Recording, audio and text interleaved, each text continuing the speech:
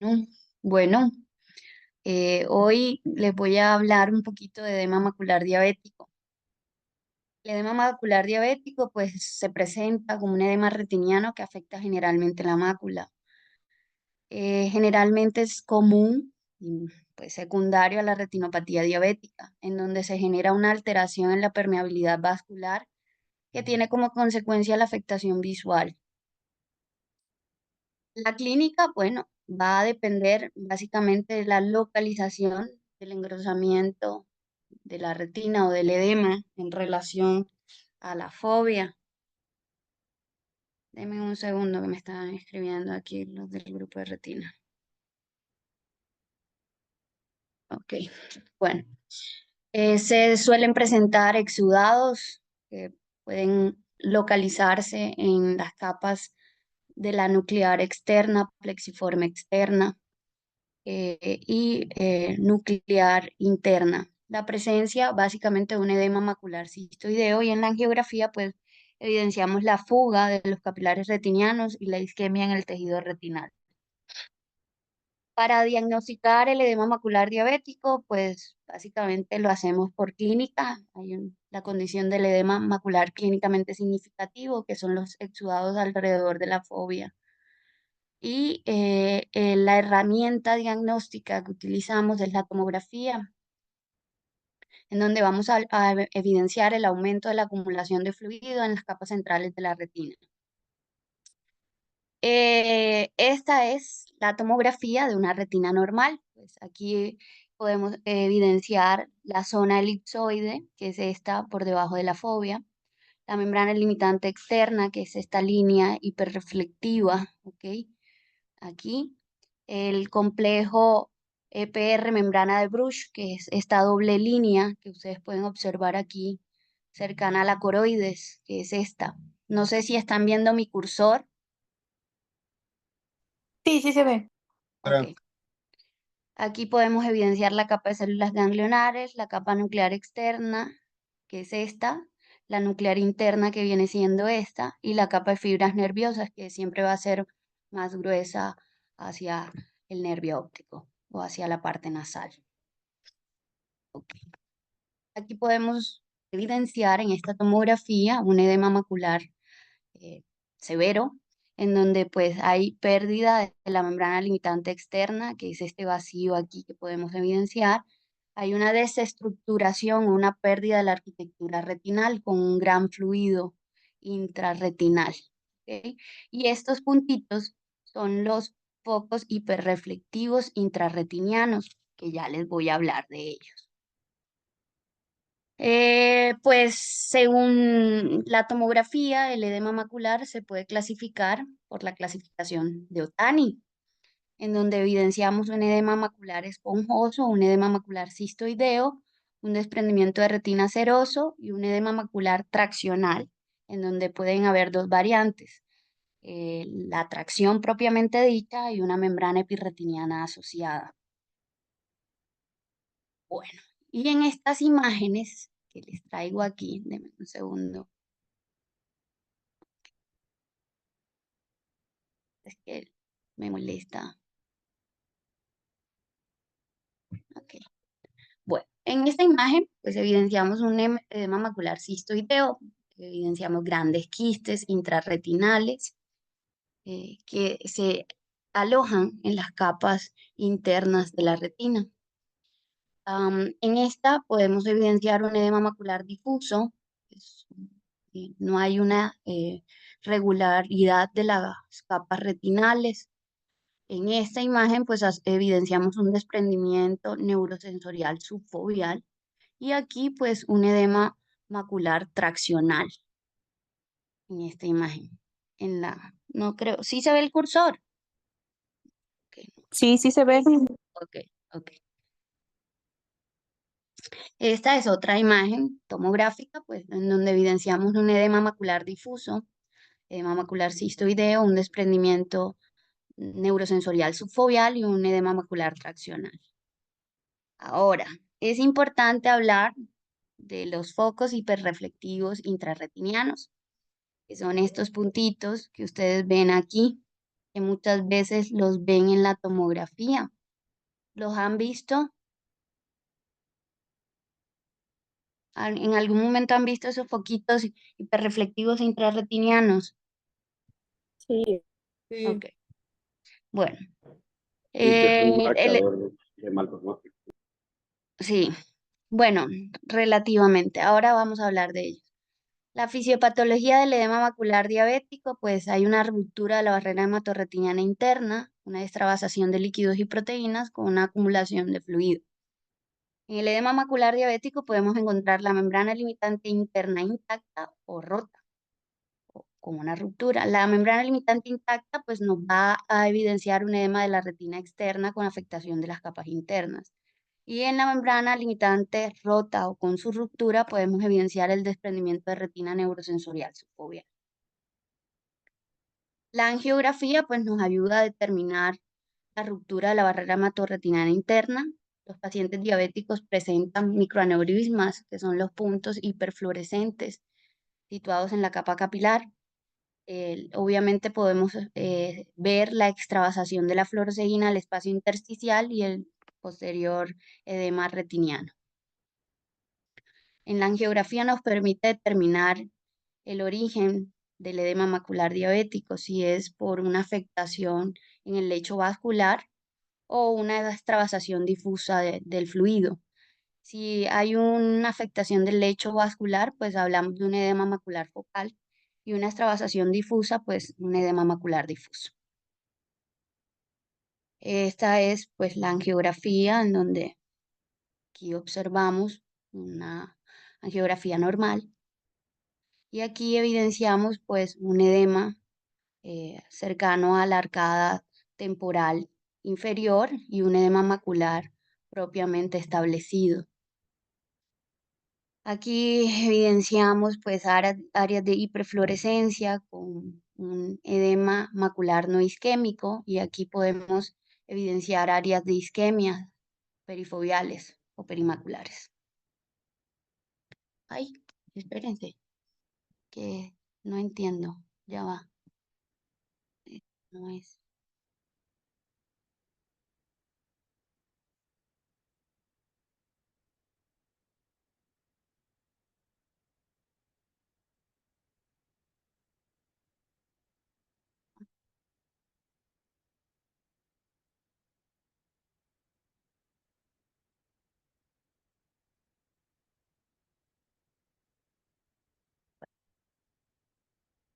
Eh, ¿Qué es importante evaluar en una tomografía? Pues el grosor macular central. En el edema macular, pues vamos a evidenciar un grosor retiniano aumentado. Esto debido a el aumento en la capacidad elástica de la retina que va a sobrepasar pues el tamaño normal. Puede deberse a la lesión de los axones bipolares y a una disminución de la señal de transmisión visual.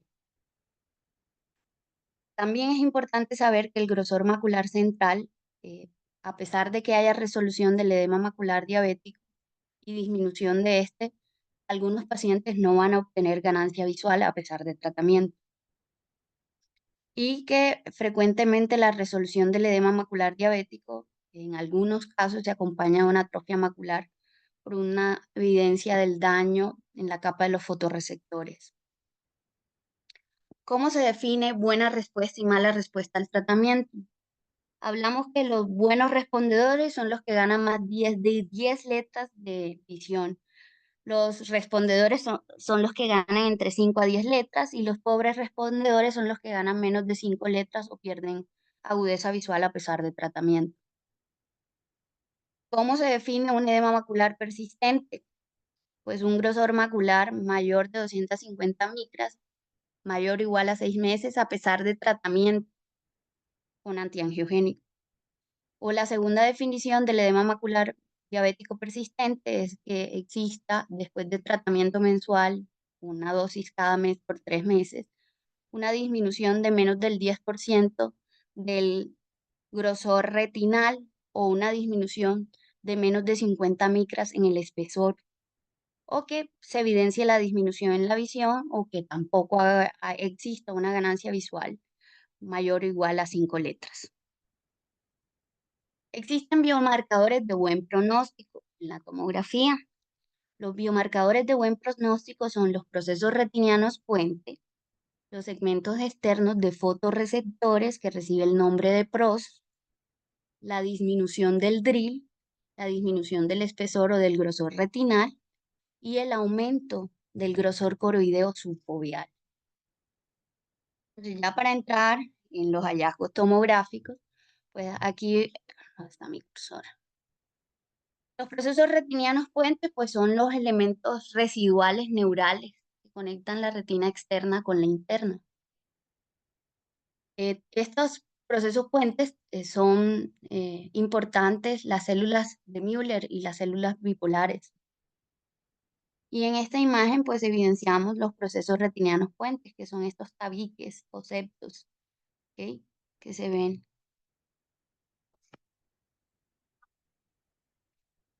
Cuando los procesos retinianos están presentes, pues se asocian a una mejoría considerable en la agudeza visual y son buenos respondedores a terapia antiangiogénica. Por eso es un marcador de buen pronóstico visual.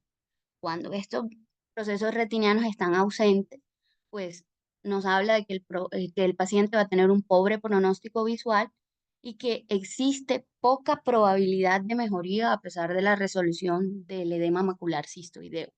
Y que estos pacientes pues van a terminar en una atrofia foveal y un adelgazamiento macular importante.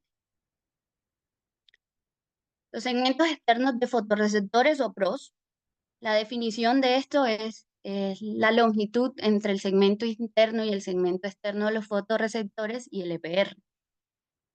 Los PROS pues actúan como un reservorio de auxina, por esto regulan el ciclo visual.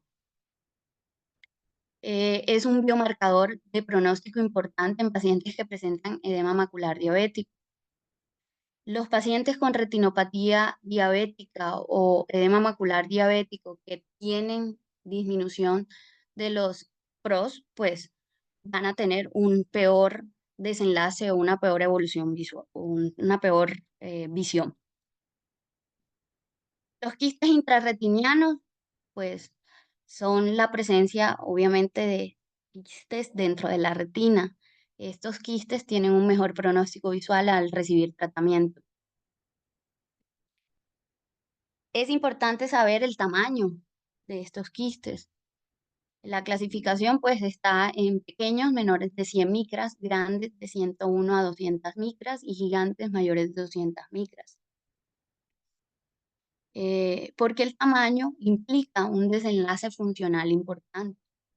Estén localizados en el centro o por fuera del área foveal, que tengan una extensión lateral o que exista un daño anatómico de las capas internas y externas secundaria a la presencia de los quistes, que se asocian o no a la presencia del líquido subretiniano y a la presencia del material hiporreflectivo dentro de los quistes. Bueno, estos quistes intrarretinianos, pues con tratamiento antiangiogénico, evidencian una mejoría visual porque hay una disminución en la permeabilidad de la barrera hematorretiniana interna. Y esto lleva a la disminución en la cantidad o en el número de los quistes, que se alojan básicamente en la capa nuclear externa. Otro marcador de buen pronóstico visual es el grosor retiniano central. Sin embargo, no es un biomarcador confiable. ¿Por qué? Porque pues dentro de los estudios se asocia que nos permite determinar cuando hay disminución del grosor retinal central mayor al 20%, se asocia a una mejoría visual mayor de 10 letras, solamente en este caso. De lo contrario, pues no nos sirve como un marcador confiable. El grosor coroideo subfoveal, pues la evidencia de un mayor grosor coroideo nos habla de una evolución, una respuesta favorable. Se presume que el grosor coroideo se debe, o intacto, se debe a la presencia de la capa coriocapilar Y eso sin son como alteración. campinas, ¿verdad? También se habla de que existe menos isquemia en la retina externa cuando el grosor coroideo está en configuración arquitectura normal. Que hay una función preservada de los fotorreceptores cuando tenemos la presencia de un grosor coroideo en rango normal. Em, la asociación es independiente con mejoría a la respuesta visual y anatómica a pesar del tratamiento con antiangiogénico, pero es un predictor de respuesta al uso de ellos, porque el desenlace va a ser superior después de recibir terapia o tratamiento antiangiogénico. El DRIL, el DRIL es la desestructuración de las capas internas de la retina. Va a estar medido en el milímetro central de la retina. Por eso, si hay una disminución del DRIL, pues vamos a obtener una mejoría funcional.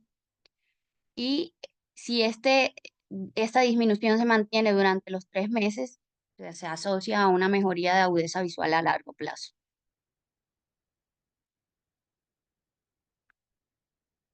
Aquí pues evidenciamos el milímetro central normal. Aquí pues evidenciamos un DRIL en donde hay una alteración de 1 milímetro, afectación de la membrana limitante externa y de la zona del elipsoide.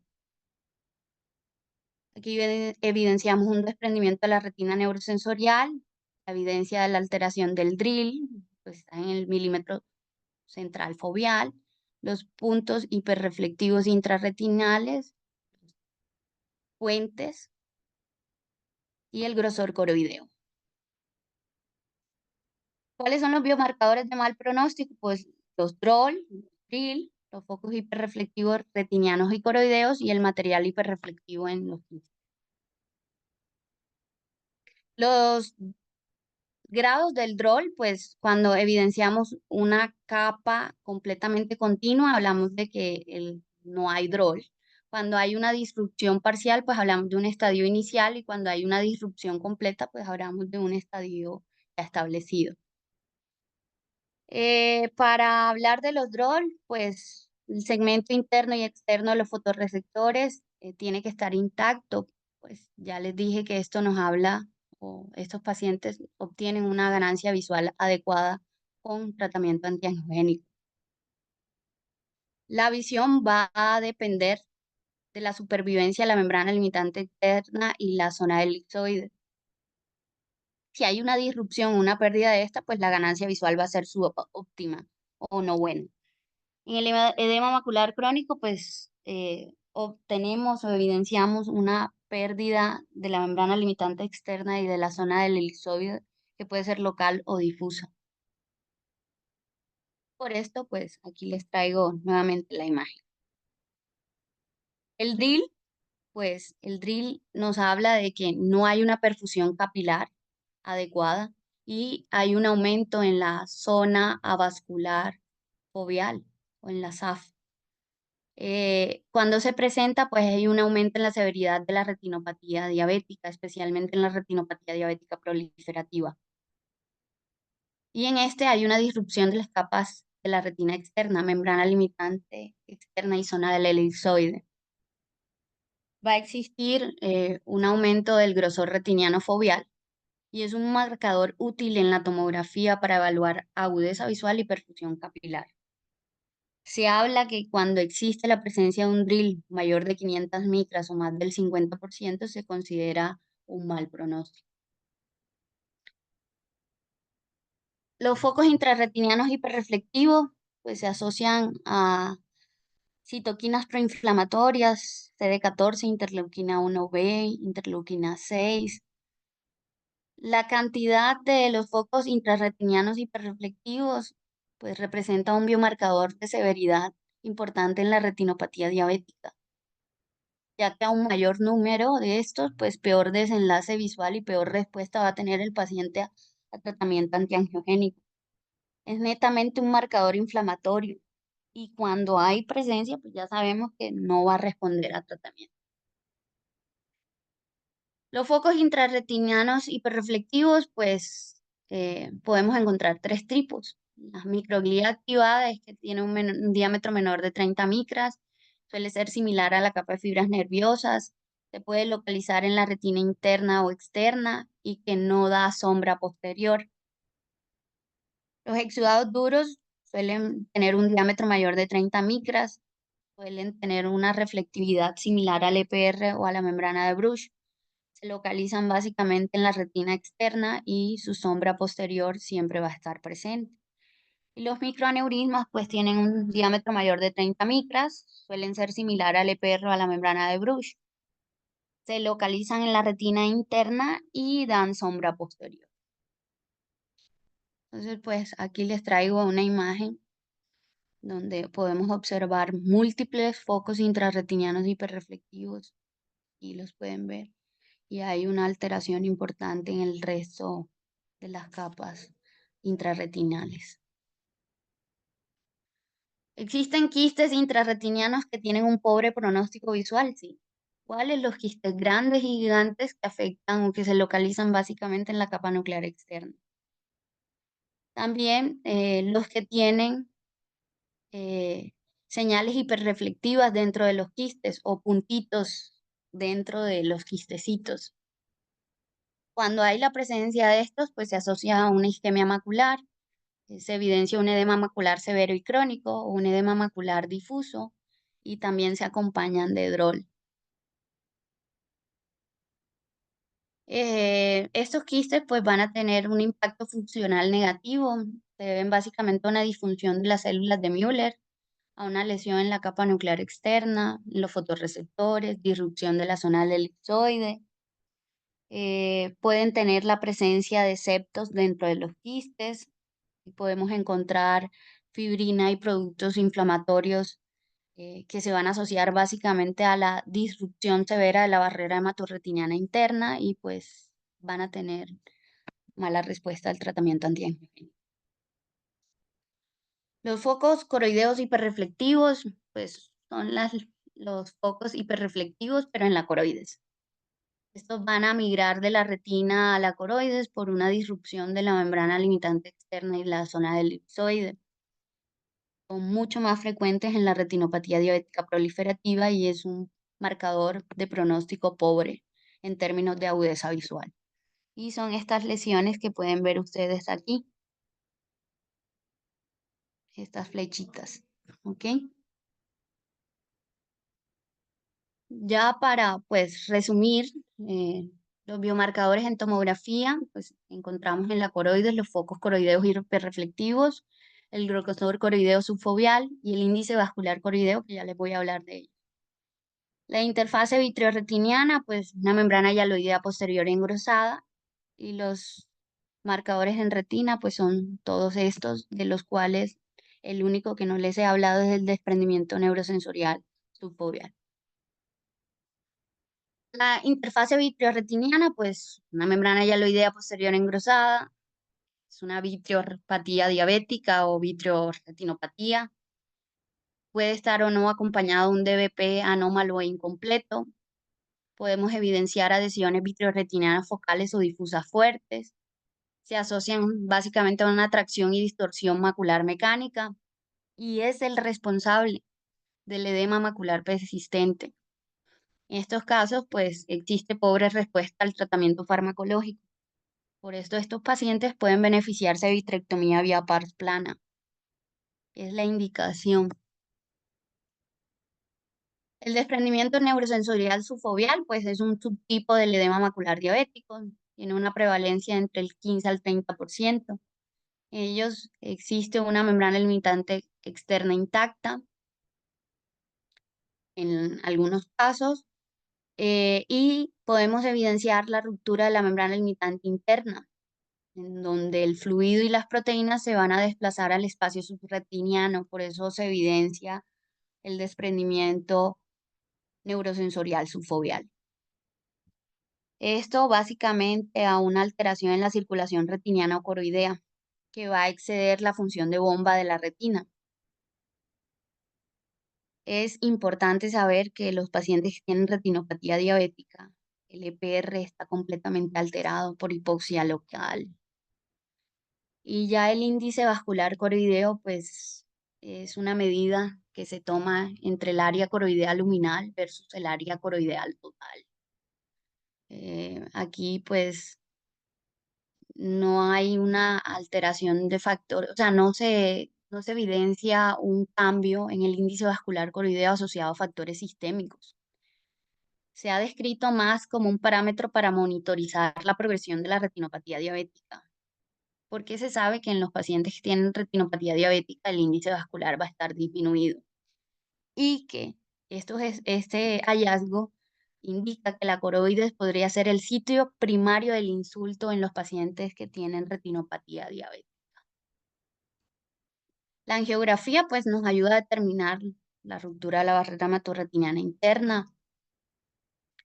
Como les expliqué, pues nos evidencia cambios en la capa capilar. Podemos evidenciar la extravasación de fluoresceína al espacio intersticial y la evidencia del edema retiniano. Esto ya se los dije y pues también estas imágenes ya se las mostré. Y pues aquí les traía un caso clínico de mi práctica cuando trabajaba. Era una paciente femenina de 71 años de edad con diagnóstico de diabetes hace 20 años, pseudofáquica en ambos ojos, panfotocoagulada en ambos ojos. Su agudeza visual antes de tratamiento era 20/100 y 20/200.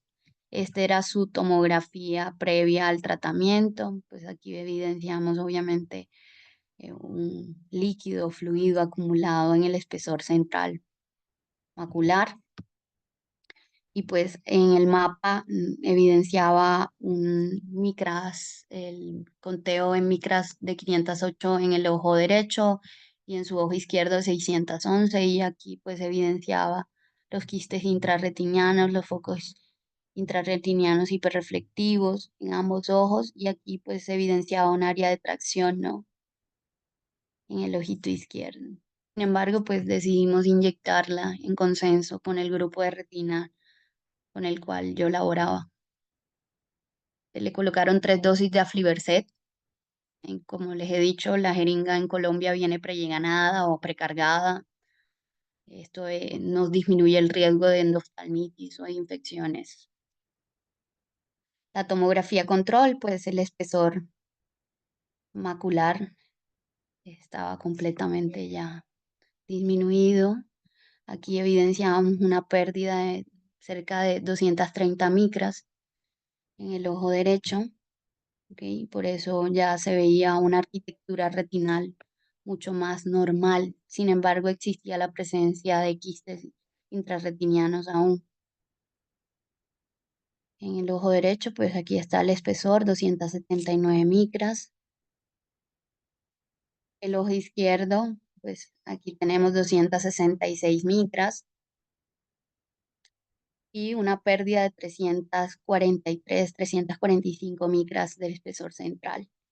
Una arquitectura mucho más normal, ¿no? Quistes intrarretinianos aún, pero la agudeza visual de la paciente pues mejoró de un 20/100, logramos obtener un 20/60 en el ojo izquierdo y en el ojo derecho un 20/50. Y bueno, eso ha sido todo. Dudas, preguntas, ¿les gustó la clase?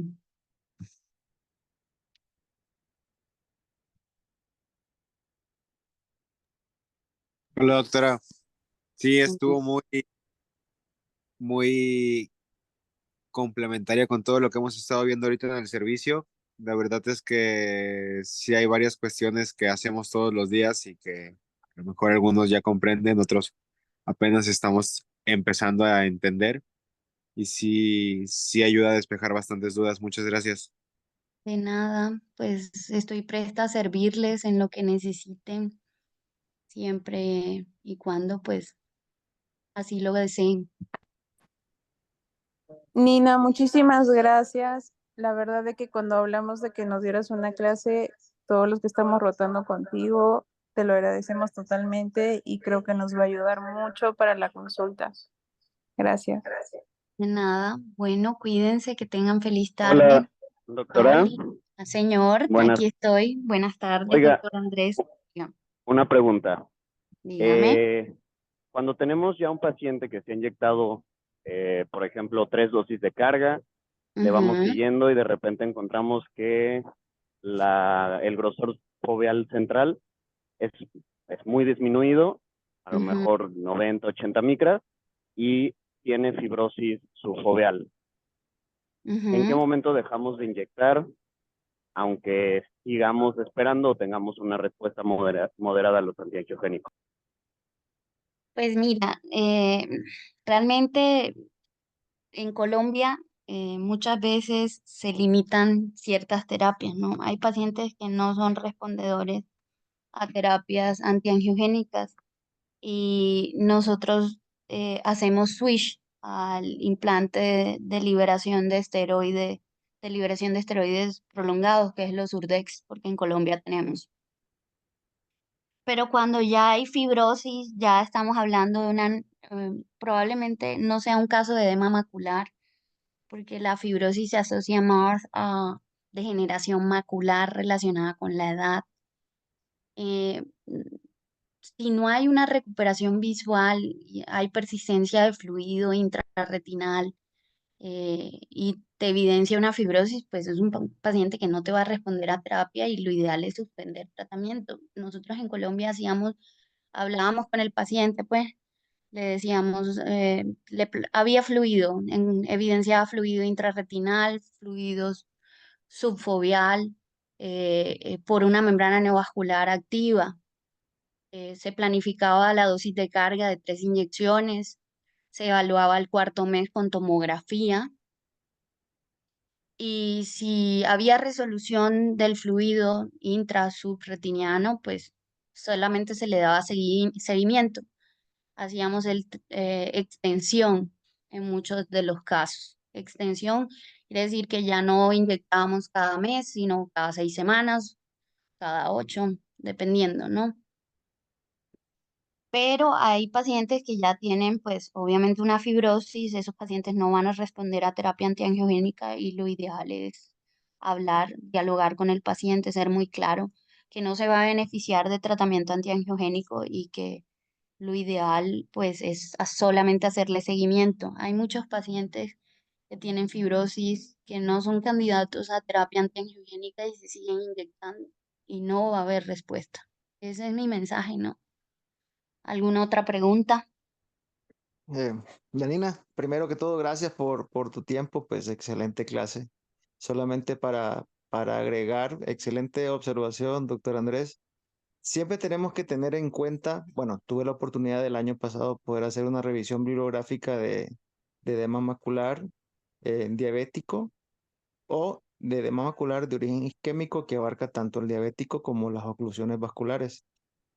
Y ante la no respuesta a antiangiogénicos o switch, recuerden que tenemos las opciones de el peeling de la membrana limitante interna, perdón, que ayuda pues a resolver la mayoría de los edemas maculares resistentes pues a las terapias antiangiogénicas, que hay que considerarlo. Sí, Justamente pues, sí, eso, perdón. eso, pues sí, Nefta. Básicamente, los pacientes que tienen membranas epirretinianas o áreas de tracción en la retina, pues se deben llevar a vitrectomía más pelaje de membrana limitante interna. Es la indicación para resolver un edema macular persistente. Así Sí, es. correcto. No, pero con o sin membranas o sin tracción, una de las indicaciones de pelaje de la membrana limitante interna es el edema macular resistente a terapia antiangiogénica, como para considerarlo también, pues, Ah, sí, claro. Así es. según las guías europeas de retina y vitrio. Así es. Tienes Pero razón. gracias, Janina, por tu tiempo, pues, y por más felos como tú. No, de nada. Que tengan feliz tarde. Cuídense mucho. Buenísimo, muchas gracias, amigo. Muchísimas gracias, Jenny. Oh.